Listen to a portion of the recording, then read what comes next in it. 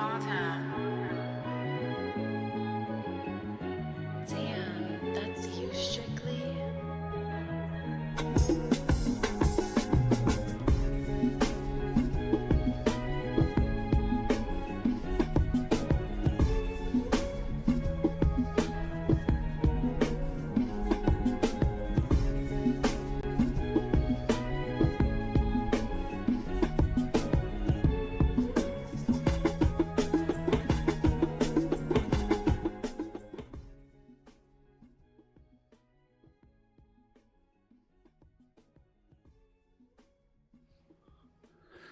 On this day in 1964, the United States House of Representatives passed the Civil Rights Act, which made discrimination illegal on the basis of race, color, religion, national origin, and sex in public accommodations, employment, and programs that are federally funded. While the fight is still being fought today, this is no doubt and was no doubt a step in the right direction.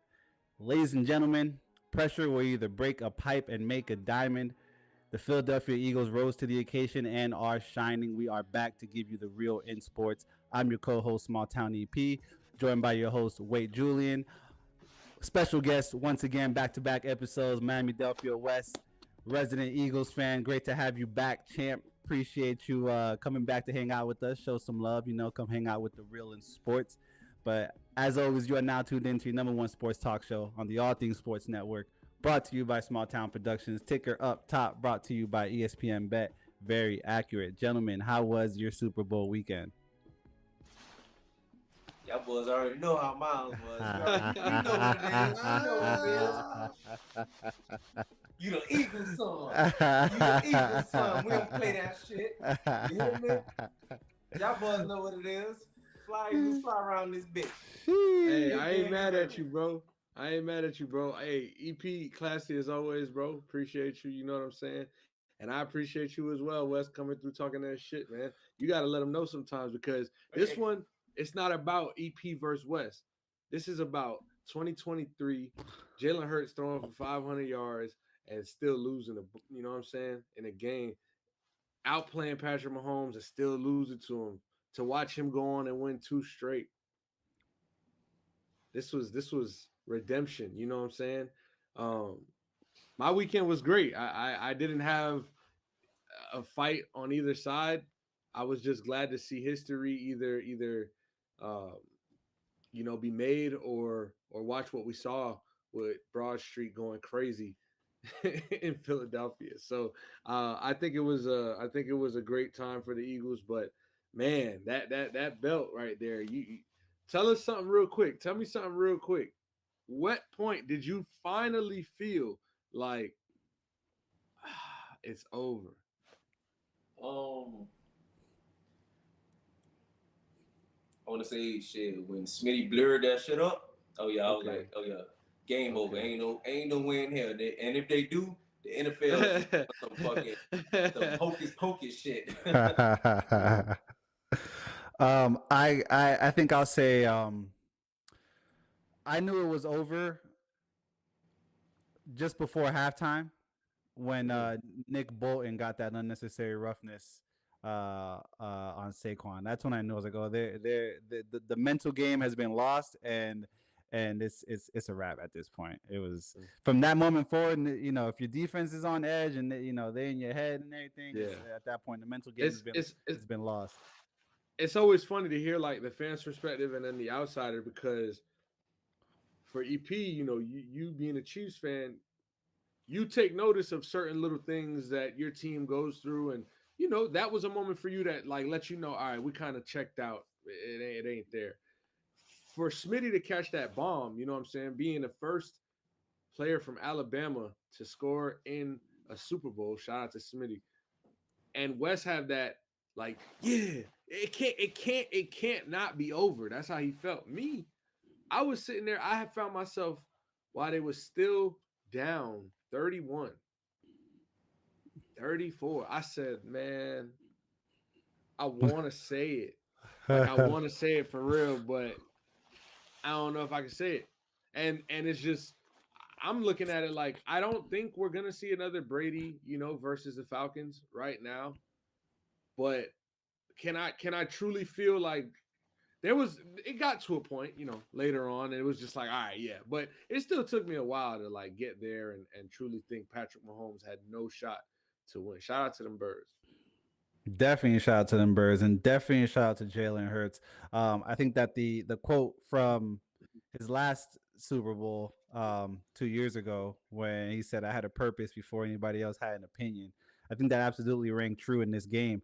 Wes, talk to us about how Jalen Hurts imposed his will in the Super Bowl 59. He he opposes Will on in every facet. You feel me? Like throwing the ball, running the ball, having command of the offense. Checking, making the right checks and the right reads at the right time. He definitely showed that he learned from 2022. We went to the bowl. He was a bit younger at the time, but now that he kind of matured and understand the game a little bit more, and was able to process stuff a little bit faster, more than he did in 2022. That was the separation that caused him to be able to thrive with our offense. And thrive they did, man. That defense, they were just stifling. My O line, I think that's where the Chiefs focused this offseason. But the O line just looked atrocious for Kansas City. On the 40 of the 44, well, 40 of the 44 drop packs that Patrick had were in the shotgun. I didn't understand that. June, why do you think that the Chiefs just weren't able to make adjustments throughout the entire game? You just losing, on the line of scrimmage. When you getting whooped both sides of the ball, I mean, football at the end of the day is a power, it's a will and a pride thing. And you start off with pride and you continue with will. And when your pride wears off, or it's just like you can't do anything with your will, it gets to be a long day. And I think we saw that for the Chiefs, because their game plan hasn't been to like run the ball so heavily all season, but they definitely maintain at least a healthy balance to get them through.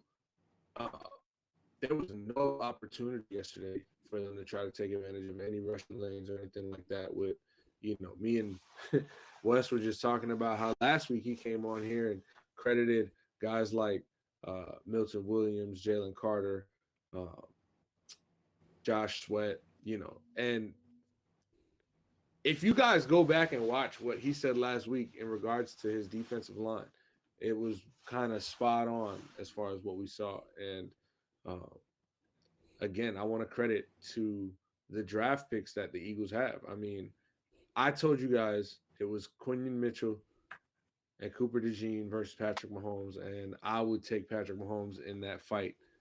And I was wrong, because the birthday boy, Cooper DeJean, got a pick six. His first, he saved it for the GOAT of this generation. And we'll have that GOAT conversation if you guys want to, maybe later or so. But the GOAT of this generation was picked off by a rookie in the Super Bowl. And for me, when you see shit like that, like you're getting beat up on the O-line, getting beat up on a D-line, can't run the ball for more than 5 yards, and then, you seen a rookie get a pick six, that's demoralizing. And we never seen the Chiefs quit. I mentioned that while I was watching the game yesterday, that, like, at the end of the day, I don't feel like this team is going to quit, and, like, they're going to keep it at least. It might not be competitive because the Eagles are just that much better tonight, but it's not competitive because they're not trying. And so that's what I'll give them credit for. But yeah, I think it just got out of hand too fast, and they played way too sloppy with that football. So it's not a team to do it against. Also, to mention this, I definitely think like the difference between this game and the game from 2022 was the field. Because we seen how what CJ Gardner Johnson said, if we played them on a normal field, we'll smash it. Our D line will get there, this, that, and third.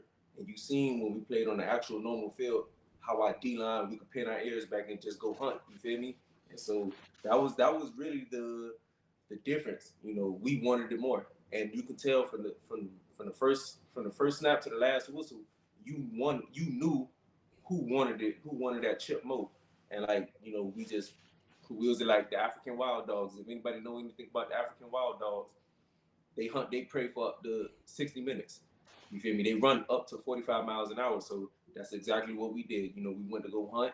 You know, we put our lunch pail. We got our lunch pail, our work boots on. We went to go do our thing and do our dollar. You feel me? So, you know, shout out to our D line. Shout out to our whole defense for making plays, especially Zach Bond because he did get bucked he did get robbed of the defensive player of the year. But that's another conversation. Hey, I love that you mentioned Cooper DeJean, June. I don't know if anyone else has seen his high school basketball tapes, but kid's a monster on the court too, bro. Kid was dunking on people, over people, crossing motherfuckers up. Like kid could have played. Kid could be in the NBA right now. But you know what? He's a Super Bowl champion, so that's neither here nor there. Every time Jalen Hurts threw the ball, it was a first down. He averaged 10 yards per throw. At this point, June, as you said earlier in the show, he's outplayed Patrick Mahomes in 2 Super Bowls head to head. Is this the beginning of a new dynasty, June? I mean, the Eagles got a couple free agents. I know that defensive player of the year candidate, Zach Bond, is a free agent. Chauncey Gardner-Johnson, did he sign a 1-year deal with you guys? Nah, he signed a 3-year deal. 3-year deal. You guys got a couple names, not too many.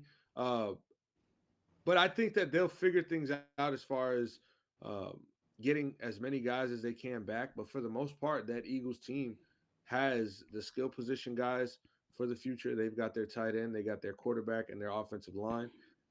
Best right tackle Lane Johnson in the game said he's definitely coming back. The athletic young D-line, you know, they'll figure that out. I know Milton Williams, one of those free agent guys. But, man, you just drafted Jalen Carter and 2 first-round corners, or you know what I'm saying? First-round prospects at corner. And so, yeah, I do think this could be the next dynasty in the league. And now that word is not a word I want to throw around, right? So I'm not saying the Eagles are. I'm not saying it's probably going to happen. But I'm saying that what I will say is that I think that the Eagles can do it, have the best roster to do it. And I think I'll take that over the Lions. I mean, granted, they're the Super Bowl champions, right? But what we've seen at quarterback and what they have at running back, what they have at running back is what the Lions are trying to do with Sonic and Knuckles, right? They're trying to put Montgomery and Gibbs out there and give you a burst of power and speed. Saquon Barkley is that. And so A.J. Brown, elite number 1 wide receiver. Nick Sirianni calls him the best one-on-one wide receiver in the league. Big facts. Devontae Smith, who wants to guard him one-on-one? You know what I'm saying? So I think that they, with the poise and confidence their quarterback carries, they're in a great position to be the next team that becomes a dynasty. However, it's very unlikely that we find those. Like the Chiefs are what the Patriots were, and maybe a little more, maybe just the same. But that's their, comparison we give them. I don't know if maybe we see like a little Legion of Boom Seattle dynasty thing going on with the Eagles here, like where they're just going to dominate the league for this short period of time, more so than, how the Chiefs have gone to 7 straight AFC championships behind Patrick Mahomes, if that all makes sense. Wes, how do you feel about the dynasty talk in Philadelphia right now? I, as a diehard Eagle fan, I don't want to say that we're a dynasty just because we did win 1 chip and we did go to 2 Super Bowls in 3 years and things of that nature. It definitely seems that way, but if you don't win, then you can't call yourself a dynasty. Yeah, we got 1, but a dynasty is built off of winning consistently, as we've seen with the Lakers back in 2000 when they hit a 3-peat. That was the dynasty. Kobe and Shaq was unstoppable. So now we got 1. Now let's see if we can get 2. You feel me? And then pile on. So I definitely do think we have at least. Now if we get 1 or 2 more chips, then I would say yes, we're a dynasty. But it's gonna take a collective unit. We definitely got to bring back a few guys. Guys like Zach Bond, Mekhi Becton, because he played a huge role into us winning the championship this year. Milton Williams, as you said, June,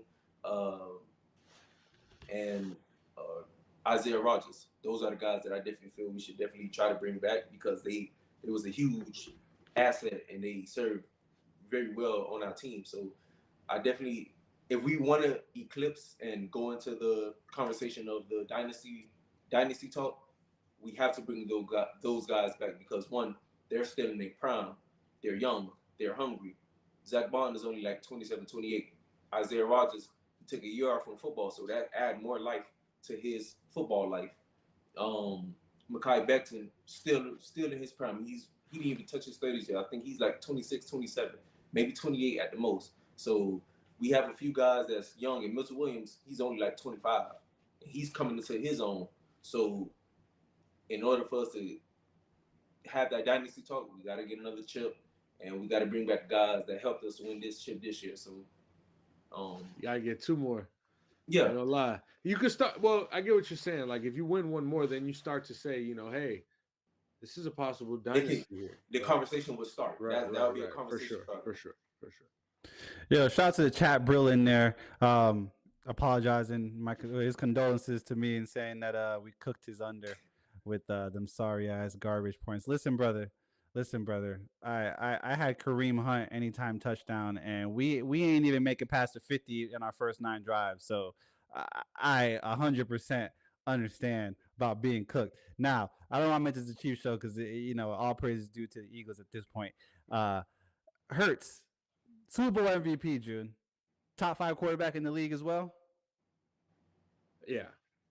I think we have to acknowledge what we're watching from the same group of guys that came in around the same time. Josh Allen, Lamar Jackson, Joe Burrow, Justin Herbert, Tua Tagovailoa. I'm probably missing another. Jalen Hurts, Justin Fields, for what it's worth, Mac Jones, Trevor Lawrence. All these guys came in, in the same 2 to 3 years, 2-year span or whatever. And so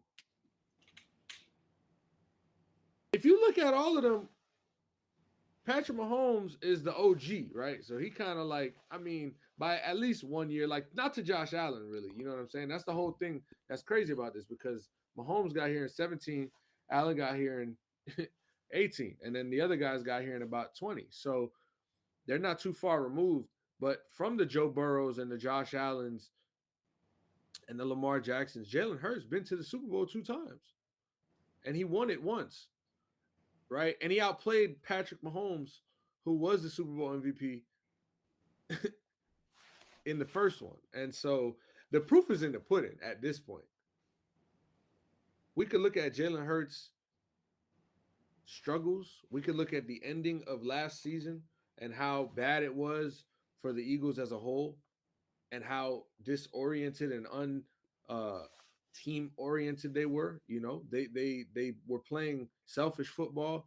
There was name calling and the coach and this and that. Coach was screaming at fans. It was a lot. They were focused this year. They kept everything out. They got the players they felt they needed. To give the franchise the best chance to win because the Eagles went all in on Jalen Hurts. We can't make this, and shout out to Saquon Barkley. But we cannot make this the Saquon Barkley show because there is no Super Bowl without Jalen Hurts. And this whole thing didn't start last year or the year they went to the Super Bowl. This started when they had a plan to draft him and bench him so that he could learn. And he switched from number 2 to number 1. And it was a lot. There was a development process for Jalen Hurts to become a better thrower of the football first and foremost, because although he had great numbers in college, he got benched in the national championship game because they needed somebody who was going to take the top off that defense versus the Bulldogs. But that just goes into the story. That just goes into what made him so great to this point. Every year since that time in Alabama, Jalen Hurts has gotten better. He had went to transfer, gotten better with Lincoln Riley, won a Heisman Trophy, comes into the league, struggles a bit. Then they find some life. The Eagles were a bad team. The Eagles weren't winning games too much when Jalen Hurts joined. This was right after their Super Bowl, a couple years after their Super Bowl, and they're trying to figure things out. And what did they do? He came in, became a great dual threat for them, and one of the top dual threats in the league. And then he became one of the better quarterbacks in the league. And then he had a bad year. And I guess it's just like we forgot that Jalen Hurts was good and he can do this, And so it became a thing of like, well, they got Saquon, so they'll be good. But it's like, no, the Eagles are this good because they went all in, as I said, got AJ Brown, traded the first. What'd you guys trade? A first round pick for that? Yeah. Got AJ Brown, signed Saquon Barkley in the midst of everybody thinking that maybe is he washed, is he not, whatever. You maintain an offensive line.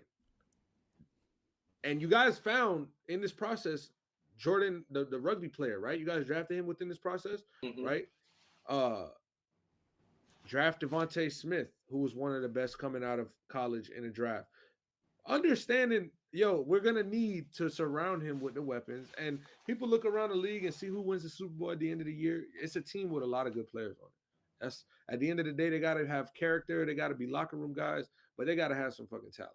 And so the Eagles have done an amazing job drafting and signing free agents, but all with a purpose to feed into Jalen Hurts' development. So for us to have this conversation about this game from yesterday and not acknowledge Jalen Hurts as a top 5 quarterback, I think we'd be wasting time.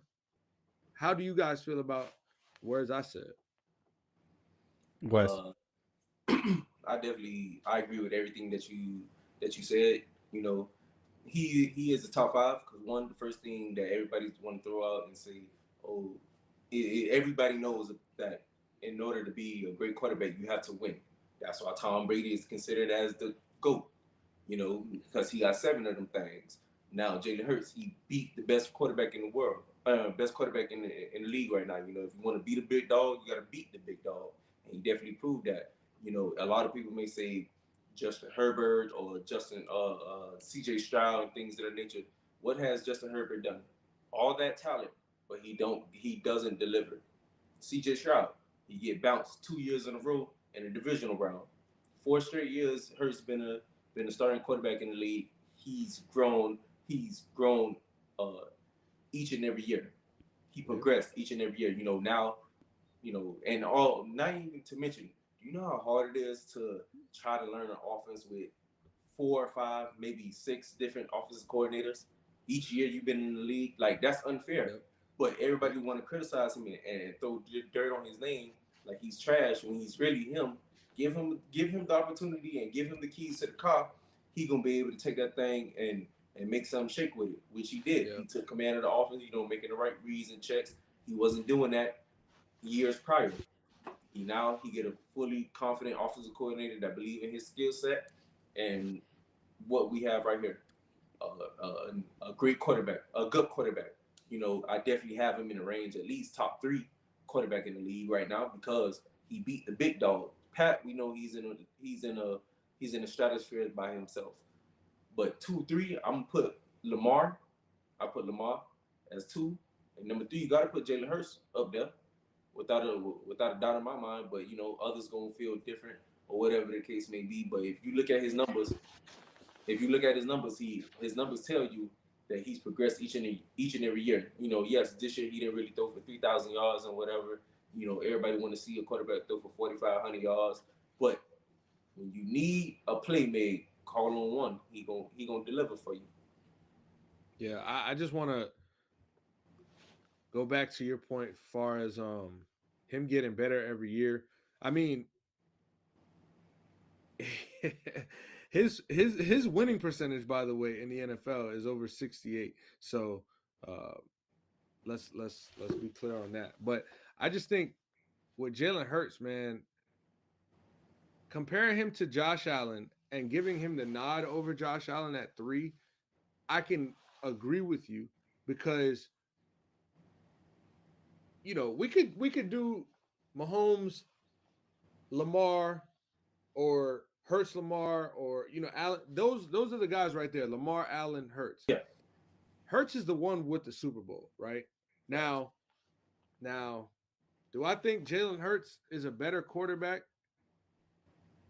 than Lamar Jackson, than Josh Allen? Not necessarily. I do think Lamar Jackson is a better quarterback. I'm going to give him number 2. I also think Josh Allen's probably a better quarterback than Jalen Hurts, but he's had the 4 opportunities back to back to back to back to make something shake, and he couldn't beat him.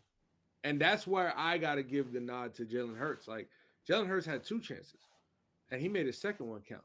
And so, Josh Allen, that's the biggest thing we're going to talk about for his career until he can figure that out. And whether it's by beating Mahomes or not, but just getting past the AFC Championship game and getting to the Super Bowl, Josh Allen has to do. Because at this point, yeah, you're great, but how great if you're not great enough to get us there? And so if Luka Doncic could get traded for being out of shape and not being able to have what it takes to win a championship, but he can be out of shape and get you to a 3-1 finals loss, it's pretty fucking crazy is what I'm trying to say. Yeah, I got him at 3 as well over Josh Allen, for the simple fact that, one, yeah, he has that Super Bowl ring and he had that Super Bowl MVP, and not only does he have it, but he beat, as you were saying, Wes, the best quarterback in the league. 2, I just think that his winning attitude and his composure is honestly like no other. Chris Long, host of the Greenlight podcast, reported that after the NFC Championship, when he was in that locker room, Chris Long also, as you know, as Super Bowl champion with the Eagles, he was in that locker room after the NFC Championship game. Everyone's going crazy, everyone's going wild, celebrating. Jalen Hurts is in his locker, head down like he won a preseason game, and he told Jalen Hurts, "Hey, go get it, you got this." And Jalen Hurts looked up at him and said, "It's already written. It's already written." I got it. Yeah, it's Mahomes, it's Lamar, it's Hurts, and it's Allen, because he just can't get over the hump. Can't get over the hump. Also, another thing, I literally just thought about this right now. He probably can have a nod over Lamar just based off this accolade in itself. He's joined like all the all-time great quarterbacks. Nah, you're right. You're absolutely right. Like, at this point, Super Bowl MVP and an All-Pro. Yeah, we all know Lamar, All-Pro, he's going to be a Hall of Famer if he win the chip. Even if he don't win the chip, Lamar going to the Hall of Fame regardless. But can you give him that slight edge because he has that accolade that no other quarterback I can. And I think beating Patrick Mahomes while doing it makes it all the better. Like, we put it like this. We had an argument in a group chat last week. And I want your answer, but after. Is Eli Manning a Hall of Famer? Yes or no? No. I'm yes. They're no. Okay. So I'm also yes, by the way. I'm yes. They're no. I posed the question. Yes. There you go. So at the end of the day, bro, Eli Manning beat Brady 2 times. And so in midst of him having a great defense, much like the Patriots did, and him of turning the ball over a lot, much like Patrick Mahomes did this year, in the midst of him having pretty good receivers and some good running backs, I guess, and no disrespect, but I'm just trying to big up Eli real quick. He got 2 Super Bowl rings. And so, and an MVP, did he win an MVP? I think so, yeah. Yeah, he got at least 1 Super Bowl MVP. Now, how do you take away from Eli Manning when it's time to tally votes to send him to the Hall of Fame and say, this guy isn't in the Hall of Fame, but this guy was the only person in NFL history to beat what we call, and as the world knows him, as the best player to ever play this game 2 times in the biggest stage? How do you take that away from him? The reason why I say no is based off of, if you look at his winning percentage, it's 50%. He ended his career at 117 and 117. That's not winning football. To me, every quarterback that you could think of that's in the Hall of Fame, the Breeze, Brady, the Montana. Montana's 4-0 in the Super Bowl, by the way. Patrick Mahomes, things of that nature. Their winning their winning percentage is astronomical. I don't know off the top of my head, but I know it's higher than 50%. I know that, so I can't put a quarterback that's 50% in the Hall of Fame. That's like saying Tiki Ball gonna be in the Hall of Fame. No, Nah, hold on. no, I no, know. that's just giant. That's giant. I know. You know, shit that I'm fucking with the Giant fans about. But nonetheless, like it's kind of I can't really see that because Drew I Brees forgot gonna you be a are Hall an of Eagle Fame. too, so it's like, damn, we got a little bias in this shit now. Now you got me thinking because I respect 50% is a very mid is actually mid as fuck, but okay, you know what? The Giants weren't the 12-4 Colts, right? Peyton Manning won one ring with the Colts. Super Bowl has never gone to the Chargers in Phillip Rivers' tenure. Drew Brees.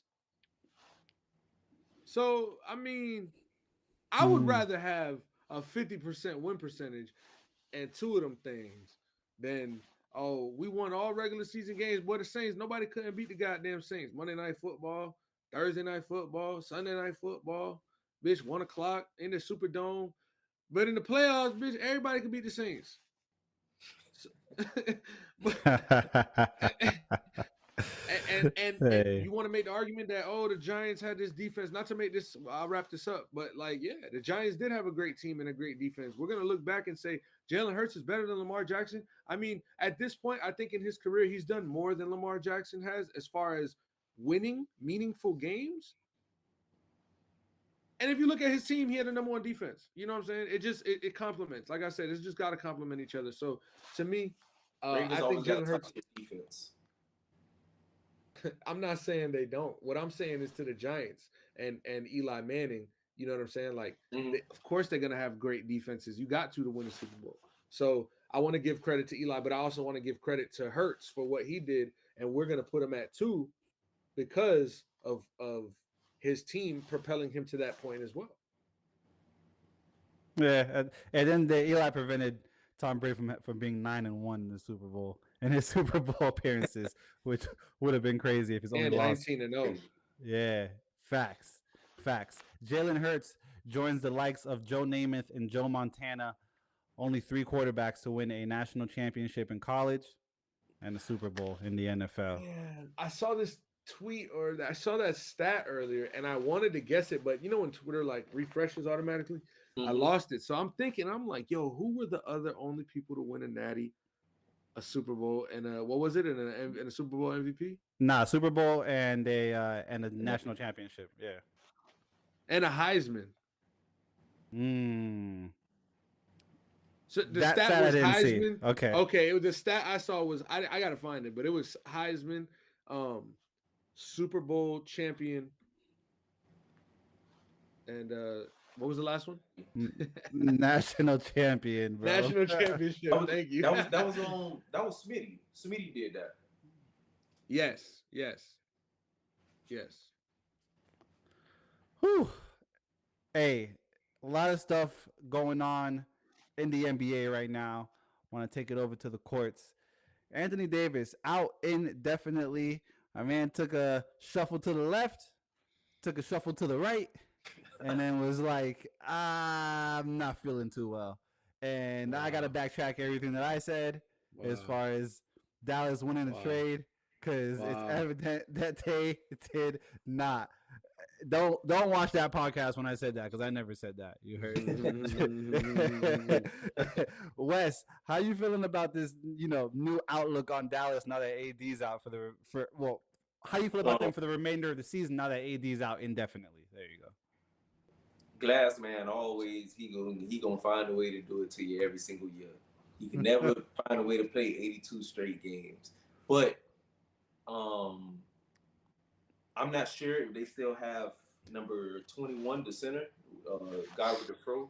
I forgot his name, but more or less they still have Kyrie. Kyrie, one of the best point guards in the league, if not the best point guard in the league. You still have what's buddy name? Not Tim Hardaway. PJ Washington, if I'm not mistaken. Yeah, PJ Washington. PJ Washington. He get buckets whenever he feel like he want to be ready to play. So I definitely feel they can still, make some shake. At least get into. I'm not sure if they're seeding right now, but uh, I know they can get into the play-in tournament and I then believe they're sixth in the West. Let me I see. believe so. six. Okay, so they're right behind the Lakers. So Kyrie just gonna have to, do Kyrie things. They Carry the team. eight. They They're eight. They eight. They're in eight. the play-in right now. They're in the play-in. So I think if they get into the play-in right now, and if the season was to end today and they're in the play-in and things of that nature, I definitely think Kyrie can definitely will them enough to get to the playoffs. Then AD got to be able to come in and step in and do his part. So I feel that they can make something happen, but Kyrie just got to step up his game a little bit more. And I mean, he had June Saturday. He had 9 and 9 minutes. AD, 14 in the first quarter, if I'm not mistaken. If you're a Dallas fan, how are you feeling? I don't think you can put it into words how you feel. You lose your star player and then you lose your star player again. And for those fans, because there was a multitude of different fans where some of them liked it. I don't think anybody in Dallas liked this trade, but there are some that probably came around to it faster than some others. And I'm sure there's also some that were like, man, this gonna bite us in the ass. This guy's always hurt. It's not worth it. And that guy right now is he's got to be feeling it the most. Like I freaking knew this, and it sucks to say, like, like glass man, street clothes, these type of phrases and nicknames. It sucks, but it's the truth. I mean, Anthony Davis had an amazing season so far, and he played great last year. And I think him playing over 70 games last year gave the Mavericks confidence to make this trade, but fooled you. You know what I'm saying? Like, fooled you. I mean, the Lakers just they just rescinded their trade for Mark Williams and got Dalton Connect back because he couldn't pass the physical, and they saw something in that report that they didn't like going forward with him. He's a young big who's averaging a double double. Obviously, they didn't like something. The Mavericks should have pulled one of those. Been like, you know what? Never mind. We want Luka still because, I mean, we're gonna see the debut tonight for Luka Doncic in LA, and they played the Pacers on Saturday. He was set to play Luka. LeBron couldn't go, so he didn't. And Rick Carlisle, former coach of the Mavs, former coach of Luka Doncic, tells him, "Good luck." And Luka said, "You should be lucky I'm not suiting up tonight." And that's him telling somebody don't got nothing to do with this situation. Luka's just pissed. And so I know we didn't start talking about Luka yet. We're on to Anthony Davis, but when we start to see this pissed off version of Luka and we see Anthony Davis missing week after week, tempers are going to rise. I wanna stay in LA there with you were just saying the Lakers and Hornets trade denied, rescinded. Mark Williams couldn't pass a physical, and reports were saying that it wasn't the back injury that kept him out most of last season. It was other things. Obviously, Mhm. funny tweets out there and things like that are going around. Um, but they get Connect Four back, which I'm sure that they're pretty happy about. You know what I mean? Uh, Wes, is it a huge loss to not have been able to finalize the deal for Mark Williams in LA? Yeah, because that a double double that's definitely would help everything out. It would definitely space the floor, and you have somebody that can crash the boards. At least give you 10 to 12 points, and then on top of that, get you 10, 11 rebounds or whatever. So that's a huge blow for the Lakers because now they don't have no big man that can definitely demand attention on in the paint. So that's gonna come back and bite them in the butt. How you feeling I about yeah? yeah, I so it's one of those things where it's like good it didn't happen, but for right now, it's hey, Luka Doncic and LeBron James better bring the show every game from here on out because for you to go from like we got Luka, but we just need a big man to now, wow, we got our big man too, kind of a steal to now, well, now we don't got our big man again. It puts a lot of pressure on, I think, Coach Reddick and LeBron James to figure this out. Luca, he just kind of got to just go with the flow as it goes because he just got here. He can't be blamed for any of this. LeBron James and JJ Redick should be the most held responsible for how things go going forward because they don't have a true big man, and Jackson Hayes being their starter, it's a little worrisome. So I wonder what the Lakers do. They're probably just going to go with a small lineup. They got length. They don't have height necessarily. So we'll see. We'll see. But I do think this is a bad thing for the Lakers, not a good thing. We are this week will be All-Star break. Sorry, this week is All-Star weekend. June, let's talk about this NBA power rankings. Who you got in your top 5 as it sits at this point in the season? So I'm going to go at number 1. The obvious choice is the Thunder. I mean, we've seen them dominate. We've seen them cover spreads that look pretty crazy. And SGA is the leading candidate for the MVP. So I got them at my number 1 seed.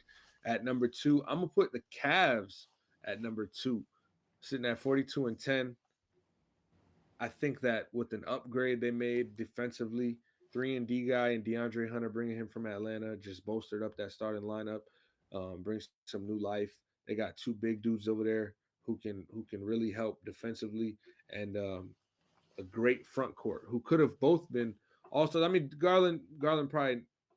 You know what? We'll shout out to Donovan Mitchell, but Garland's doing his thing too. And then I'm gonna go with the Celtics at number 3. Celtics at 3. They're still the team to beat, if you ask me. I would like to see what Cleveland can do, or the Knicks can do, or the Pacers can do in a best of 7 series versus them. And I don't think that they'd find the most success based on those 3 teams there. I think the Cavs have the best chance to knock them off. But again, I do have the Celtics at the number 3 seed. And then in the number 4 seed, this is where it gets a little tricky for me because I'm looking at them like if they played, tomorrow for all the money, who's going to win that game? And if I'm looking at, the way things are going this year, I'm going to go ahead and put the Nuggets in that 4 seed. I trust them the most out of these last fringe teams I have in the top 5. I trust them the most. They have another MVP candidate in Nikola Jokic who's playing amazing basketball this year that not many are crediting. I don't know. He's getting that voters fatigue look because Jokic, go check the stats. I'll say that. Go check the stats. What he's doing this year is phenomenal. And then at number 5, I'm going to put the Knicks. I'm going to put the Knicks at number 5. I think they've been consistently well all season. They haven't done, oh my God, well all season, and they haven't done anything way too bad. What does concern me with the Knicks is that, they play the best teams in the league and they get whooped. So they're like the Dolphins of the NFL as of this moment. They are the Dolphins can't win a fucking playoff game. At least they can win the first round. They get knocked out in the second round. So hopefully they can get past their little, own, I guess, whatever little wall they have in front of them. Hopefully they can get past it for their sake this year. So that's my top 5. OKC, Cleveland, Celtics, Nuggets, Knicks. Wes, I want you to play the role of June's accountability partner. You agreeing with his top 5 power rankings right now? You taking anybody out? You putting anybody else in? How you feeling about it? I'll rearrange it. My top 5 would be number 1, Boston, because they the big dog right now. They the recent champions, and so we all know JT is top 3, top 5 in the world. Jaylen Brown is not too far behind them, so I definitely got to credit what the Celtics do. They play defense, and then they'll light you up from 3 at any given moment. So got to go with them being number 1. Number 2, I'm gonna say I was gonna say SGA. I'm gonna say OKC. Because what SGA doing, he going stupid. And then Chet, he's actually playing well too. And then they playing defense. Their defense is creating their offense, so they definitely doing what they supposed to do. Number 3, I'm gonna say Denver. They've been there. Experience. I'm gonna always take somebody that's been there before over anybody that haven't. Number 4. Plus, like you said, his numbers is crazy. Yeah. For a three-time MVP, right? Yeah. A three-time MVP can possibly win his 4th one within a 5-year span. It's crazy. So definitely they're gonna be number 3, number 4. I'll say see number 4 and 5. It's a toss up. It's interchangeable. Number 4, I'm gonna go with the Knicks. I'm a defender. I love defense.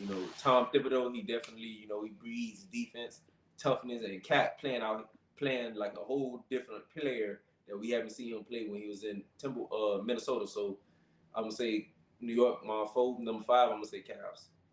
Just because they doing some amazing things right now, but I gotta see more. I just gotta see more from them because Donovan Mitchell, he's one of the best in the league as well, but I gotta see more. I just gotta see more from the boys. I ain't mad at the list. I ain't mad at the list. I like the list. Whew. Gentlemen, you got anything else you want to go over before we get into the another news segment and get up out of here for the evening? I'm gonna turn it over to you. I'm gonna ask you the same question. Who's your top 5 power rankings? Ooh. I'm gonna go Boston first, just for the simple fact, like you said, Wes, they're the big dog. They're Philadelphia. Philadelphia, the Eagles are the big dog until next year. You know what I mean? And Boston's a big dog this year as of last year. I'm gonna say Boston, OKC, Cleveland, Denver, New York. I think that's the same one that June got, if I'm not mistaken. I had OKC first, but yeah. Yeah. We all get the same list. You just little interchangeable. Everybody. Yeah, I find it hard to put the Grizzlies and the Rockets in my top 5 because when it's all said and done, like you mentioned, Wes, experience is a big thing for me. Now, don't get it twisted. You know what? Experience is the best, and so the Thunder are playing better than the Celtics by a slim margin. But if the Celtics play the Thunder this year in the finals, I would think I would root for the Thunder, of course, and I think they have an amazing chance to win. But of course, I would think that the Celtics, having the experience losing to Golden State in 2022, and then having to come back, first of all, going to the Eastern Conference Finals versus Miami back-to-back years, losing, versus Golden State, and then getting back to the finals last year and just dominating. That did something to Brown and Tatum and Porzingis and White, all those guys. So Horford. So LKC never felt that. And I think if they were to get to the finals this year, that's a different pressure that if Boston was going to be the team they were opposite of, it'd be a long series for them because Boston's been there before. And it's nothing like when you got to do something for the first time and you're going against somebody that's done this shit before. That's that you can't, like, obviously, hole in one in golf, I could do a hole in one. That's the luck of the draw. But I can't go and ride Willies in Philly with them boys if I ain't ever popped no Willie before. You know what I'm saying? Mm-hmm. So yeah, it's a little hard to act like you've been there before if you ain't never been there before.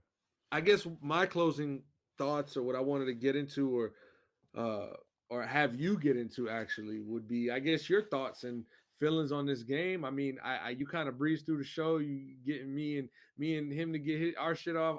We didn't hear your perspective from the losing side, and whether it was a bad thing or whatever the feelings were. We ain't get to hear EP take this L, and I know that some listeners out there do want to hear your perspective.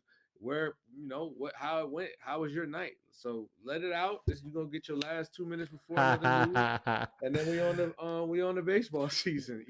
Hey, it was somber. I will say this: it's good to be humbled. Although as you say, I'm always a class act, and I'm as much as I said I was gonna talk my shit this season, I never really talked my shit like that this season. But it was it was somber. It was humbling. It was ugly. Really, it was. I mean, Denver shut us out last game of the season with our second string. We might as well have put our second string in last night. Shit was nasty. Couldn't get past the 50-yard line in the first 9 drives. Pat pick 6 and then a pick right after that.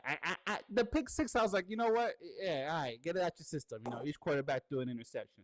But then I throw another one right after that. It's like, all right, man, this shit is, So yeah, it was somber. It was ugly. It was humbling. But I'll say this: it's hard. It's hard to eat when you full. You heard? It's hard to eat when you full. You heard? Now. That's a bar. That's a bar. Hey, in other news, 2 things. Go ahead. I mean, if I can real quick though, because to be fair,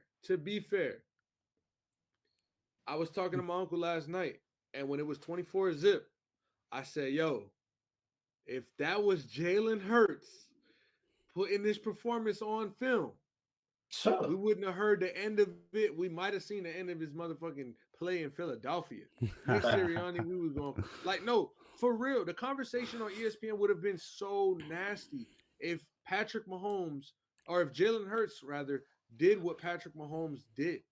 If the stats came out and the Eagles lost the way the Chiefs lost, we would not hear the end of this is why Josh Allen's better. This is why Lamar. This is why Jalen Hurts can't. This is why. And to be fair, Patrick Mahomes don't typically have. This was the worst, arguably, game of his career, right? Picked the worst time to do it. But the conversation last night was not about Patrick Mahomes at all. It was about how good the Eagles were and how dominant they were, which, to be fair, they got so much pressure without even rushing blitzing one time. So credit to them. But I didn't hear nobody say nothing negative about Patrick Mahomes this morning on any show that I watched. And I just find that a bit odd. Correct me if I'm wrong. I find it a bit odd because had this been roles reversed, I think the narrative would have driven a sick journey. Nah, for sure. But then at that point, Jalen Hurts would have been 0-2 in the Super Bowl. Both losses to the Kansas City Chiefs and Patrick Mahomes. It's Patty. He's 3-2 in the Super Bowl, and through his first 5, if I'm not mistaken. No. So the narrative, and don't get me wrong. Yes, don't get me wrong. So I don't think you can't. What I'm saying is you can't say anything. I mean, you can. I can't say I'm not saying you can't. No, you can. That's my thing. You can, but why would you? Because we can't get caught up. His greatness overshadows all of this. See, but that's not what we're talking about. My thing is exactly a bad game is a bad game. Much like last week, if he played a bad game, we would have said it. And it's not about the win or loss. It's not about his legacy. Like, this game has nothing to do with him, like, historically. He'll be straight. But he played so fucking bad in the biggest game of his career to date that for there to be no chatter about his performance and him and placing some blame on him for this ass whooping, to me, is where I find a little like he took the blame. He took the blame in the post. No, of course he do. Of course he's going to. It's not on Pat. Listen, this ain't a hate Patrick Mahomes thing. This is we need to keep it real about what we saw. That was horrible quarterback play yesterday. That's what I'm trying to say.